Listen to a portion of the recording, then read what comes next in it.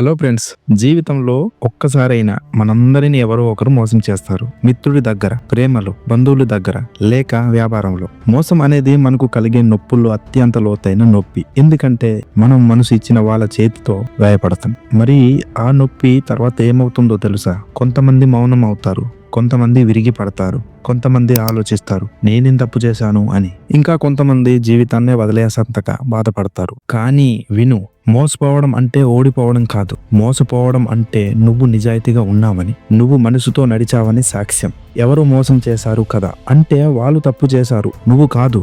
నీ మనసు శుద్ధమైనదే, కానీ వాళ్ళు అర్హులు కాదు. జీవితం నిన్ను మోసగాలతో పరిచయం చేస్తుంది.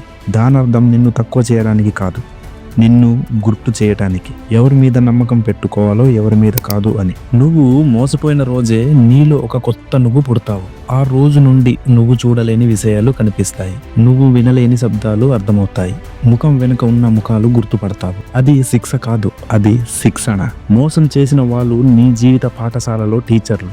వాళ్ళు నీకు విలువ నేర్పించారు, ఎవరికి ఎంత దూరం ఇవ్వాలో అని. నువ్వు మోసపోయావు అంటే నువ్వు తక్కువ కాదు. ఎందుకంటే నిజాయితీ గల మనుషులు తాత్కాలికంగా ఓడుతారు, కానీ చివరికి గెలుస్తారు. ఎందుకంటే కాలం అన్ని లెక్కలు సరిచేస్తుంది. ఇవాళ నిన్ను మోసం చేసిన వాళ్ళు రేపు తమ తప్పు గుర్తిస్తారు. నీలా నిద్రపోలేని రాత్రులు వాళ్ళకు వస్తాయి. కావాలి ఒక చిన్న నిర్ణయం. మోసాన్ని మర్చిపోను, కానీ ఆ నొప్పితో నన్ను బలంగా మారుస్తాను. నీకు గాయం ఇచ్చిన వాళ్ళ వల్లే నువ్వు మలిసిపోతావు. వాళ్ళు నిన్ను పగలగొట్టలేరు, వారు నిన్ను తయారు చేశారు. కాబట్టి బాధపడొద్దు. మోసపోయావు కదా అంటే జీవితం నీకు కొత్త పాఠం ఇచ్చింది.